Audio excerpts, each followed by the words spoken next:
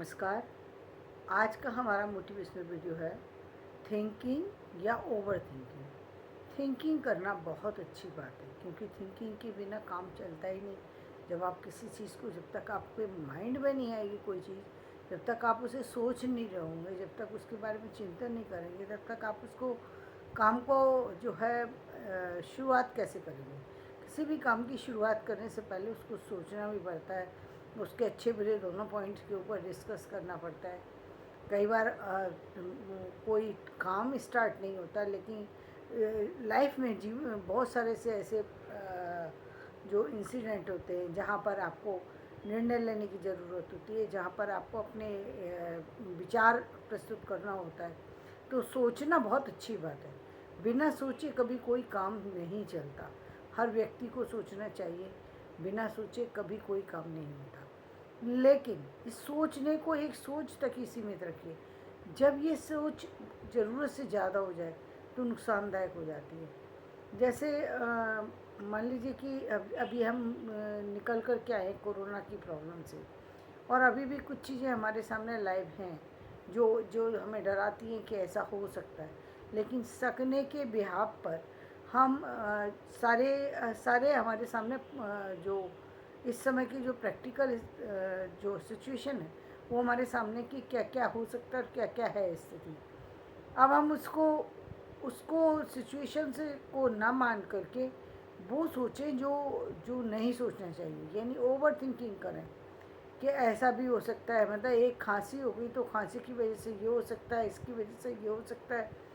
मैं सकने के बुनियाद पर इतनी बड़ी सोच रख लें अपनी कि हमें लगे कि हमारे प्राण भी जा सकते हैं। एक सामान्य सा फीवर हो और हम अपने उस फीवर को मृत्यु तक पहुंचा दें। ये हो गई ओवर थिंकिंग। ये ओवर थिंकिंग है कि आपने मतलब आपको फीवर हुआ तो आप फीवर की पहले दवा लें। डॉक्टर से, डॉक्टर कह रहा है टेस्ट कराएं, टेस्ट कराएं, वो वहाँ तक बात समझ में आती है। आपको लग रहा है स्वाद नहीं आता। कोरोना में ये कहा जाता है स्वाद नहीं आता, वो बुखार में हमेशा ही स्वाद नहीं आता। तो ये इसका मतलब ये नहीं है कि हमेशा कोरोना ही होगा, लेकिन आदमी के मन के विचारों की बात है। इसी तरीके से कि उसे लगता है कि कहीं ऐसा ना हो बड़ी बीमारी हो जाए और हमारी मृत्यु हो जाए। तो ये होती है ओवर थिंकिंग, जिसके कारण से व्यक्ति बीमार होता नहीं है, बीमार अपने आप को कर डालता है।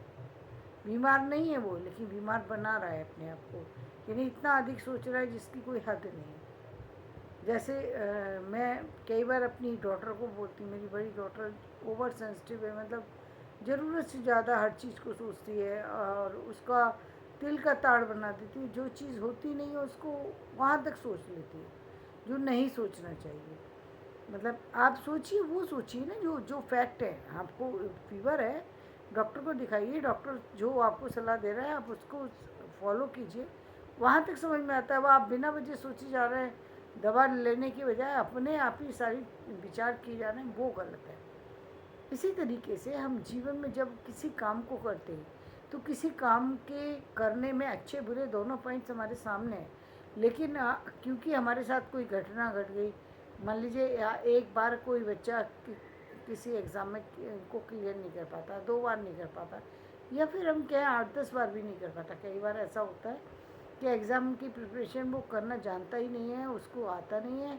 कहीं कोई जिसके अंडर में वो कर रहा है तैयारी, वो बराबर व्यक्ति नहीं है, वो आपको उस तरीके से तैयारी नहीं करा पा रहा, या फिर वो सही ढंग से करा रहा है, आपके अंदर तैयारी करने का जज्बा उतना नहीं है, इसलिए आप फेल हो जा रहे हैं। मैंने कई बार ऐसा देखा, मेरे ही अपने स्टूडेंट में मैंने देखा कि कुछ बच्चे जो है जब उनको कोई चीज़ बताई जाती है वो कहते नहीं नहीं ये हमें आती है, क्योंकि उनको लगता है कि आती है। और ये उनका भ्रम होता है, लेकिन हम तो भ्रम को नहीं तोड़ सकते। यदि हम कहेंगे तो उनको लगेगा शायद ये किसी और लालच से कह रहे हैं या पता नहीं क्यों कह रहे हैं ये ऐसा। तो हम उसको हर बात का वहीं तक जवाब देते जहाँ तक वो पूछ रहा है, उसके अलावा जवाब नहीं देते। लेकिन कई बार क्या है, वो बच्चा गलत होता है, उसको पता ही नहीं है, उसको चीज़ आ नहीं रही है, लेकिन वो उसने ऐसा कुछ अपने आप में क्रिएट कर रखा है कि जहाँ पर उसको हवाई किले बना रखे हैं, जहाँ पर उसको लगता है कि वो सब चीज़ों का जानकार है। तो आप बहुत सारी चीज़ों की जानकारी से आप पीछे रह जाते हैं। दूसरी बात, आप एग्ज़ाम को क्लियर नहीं कर पाते। जिस एग्ज़ाम को क्लियर करने में 6 महीने का समय लगना चाहिए, आप सालों साल उसको दिए चले जा रहे हैं। एक बच्चा तो तैयारी नहीं कर पा रहा है इसलिए क्योंकि उसने पीछे से तैयारी नहीं की हुई है, इसलिए उसको टाइम लग रहा है। और एक बच्चा वो है जो तैयारी कर सकता है, सारी चीज़ें सब सही हैं, लेकिन करना ही नहीं चाहता क्योंकि वो उसको लगता है कि मुझे सब आता है। अब उस बच्चे का क्या करें? जिसको लगता है कि सब आता है, आता नहीं है, क्योंकि वो उसको क्योंकि उसके लिए वो कभी प्रयास ही नहीं करता, तो आएगा कैसे? उसके लिए कोई कमी नहीं है, वो करे तो बहुत जल्दी कर सकता है, लेकिन करेगा तभी कर सकता है ना। वो तो पहले ही ये मान के बैठा है कि मुझे आता है। जब आपने ये मान लिया कि आपको आता है तो कोई दूसरा क्या समझाएगा आपको? आपको कोई कुछ नहीं समझा सकता। तो ऐसी ओवर थिंकिंग ना करें कि आपका ही नुकसान हो जाए। अपने नुकसान से बचिए, अपने जीवन में अपने टाइम को बचाइए। टाइम बहुत बड़ी चीज़ होती है, टाइम को बचाइए, अपनी एनर्जी को बचाइए। एनर्जी वेस्ट होती है, बार बार आप बार बार एग्ज़ाम देते हैं और आप उसमें यदि किसी कारण से रह जाते हैं तो फिर आपके मन में ये आ जाता है कि मैं एग्ज़ाम क्लियर ही नहीं कर सकता, ये एग्ज़ाम मेरे लिए बना ही नहीं है, मेरे भाग्य में लिखा ही नहीं है। जबकि ये ओवर थिंकिंग है, ये ओवर थिंकिंग है कि मेरे भाग्य में लिखा नहीं है, ये मैं कर नहीं सकता, ऐसा हो नहीं सकता। सालों साल उसी में चले जा रहा है, उसी टेंशन को लिए चले जा रहा है, बिना किसी बात के तैयारी करने की बजाय टेंशन को लिए चले जा रहे हैं। तो यदि आता है वो भी भूलते जा रहे हैं, क्योंकि आप तैयारी तो कर ही रहे हैं, आपका दिमाग तो सिर्फ उसी पे लगा हुआ है, अपने नेगेटिव पॉइंट्स पे। या कई बार ऐसा होता है कि आपकी अपनी आप स्टडी में बहुत अच्छे हैं, लेकिन आप स्टडी को छोड़ करके दुनिया की और बहुत सारी ऐसी सामाजिक समस्याओं में उलझा देते हैं अपने आप को, जिसका कोई मतलब नहीं है। मतलब आप उन बातों के लिए सोच रहे हैं जो आपकी चीज़ नहीं है, आप उसके बारे में सोच रहे हैं। यानी आपकी आपकी शादी हुई, आप बिना वजह अपना करियर छोड़ करके, अपने जीवन की मैं अपने बच्चों की देखभाल छोड़ करके आप इस बात में लगे कि मुझे आने वाले भविष्य में मेरी ससुराल से कितना मिलेगा, बस उसी की जोड़ घटाव में लगे हुए। मेरे मायके से कितना मिलेगा, मुझे ससुराल से कितना मिलेगा। जबकि आपको अपने, जब आप आज के समय के बच्चे हैं और इतने इंटेलिजेंट हैं, आज के समय के बच्चे को मैं बहुत इंटेलिजेंट मानती हूँ, क्योंकि एक तो उनके पास स्टडी का स्तर पहले से बहुत सुधर गया है, जो टीचर्स हैं वो बहुत अच्छे हैं, जो आप एजुकेशन ले रहे हैं वो बहुत अच्छी है, आपको जो मीडिया के थ्रू बहुत सारी इन्फॉर्मेशन मिल रही है वो बहुत अच्छी है, आप खुद में भी काफ़ी अवेयरनेस आ गई है आपके अंदर, वो बहुत अच्छी है। तो आपके साथ में बहुत सारी चीज़ें प्लस हो गई हैं, आप प्लस को लेकर चल रहे हैं, फिर भी उसको माइनस बना रहे हैं, क्योंकि प्लस को प्लस से ही काट दे रहे हैं। तो फिर कैसे बनेगा काम? नहीं बनेगा काम, फिर गलत हो जाएगा।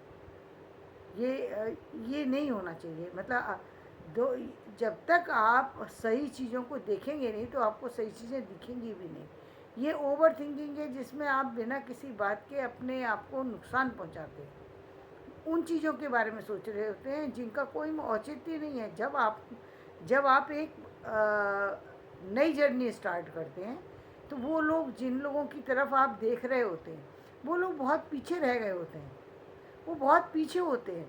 बस अब ज़रूरत क्या है? ज़रूरत ये है कि पहले के व्यक्ति जो है फिर भी कहीं ना कहीं थोड़ी बहुत अपेक्षाएं रखते थे, पहले के रखते थे। पहले के लोगों की ये सोच रही है कि वो थोड़ी बहुत अपेक्षाएं रखते थे। मैं कहती हूँ किसी से कोई अपेक्षा मत रखिए, अपनी जो नॉलेज है उसका फ़ायदा उठाइए, अपनी नॉलेज पर ध्यान दीजिए। अपने काम को बेहतर कैसे बनाया जा सकता है, यदि काम में प्रॉब्लम आई उसे कैसे सुधारा जा सकता है, इस बात पर बस आप बने रहिए। फिर आप देखिए आपके जीवन में परिवर्तन कितनी जल्दी जल्दी हो रहा है और उस परिवर्तन से आपको कितना बड़ा लाभ मिलेगा। आप देखते रह जाएंगे और रातों रात में आपकी दुनिया चेंज हो जाएगी। तो धन्यवाद, आज का वीडियो मैं यहीं समाप्त करती हूँ और वापस से कहूँगी कि अपनी थिंकिंग कीजिए, मगर ओवर थिंकिंग से बचिए, फिजूल की सोच से भी बचिए। धन्यवाद। मेरा वीडियो पसंद आए इसे लाइक करें, शेयर करें और सब्सक्राइब करें।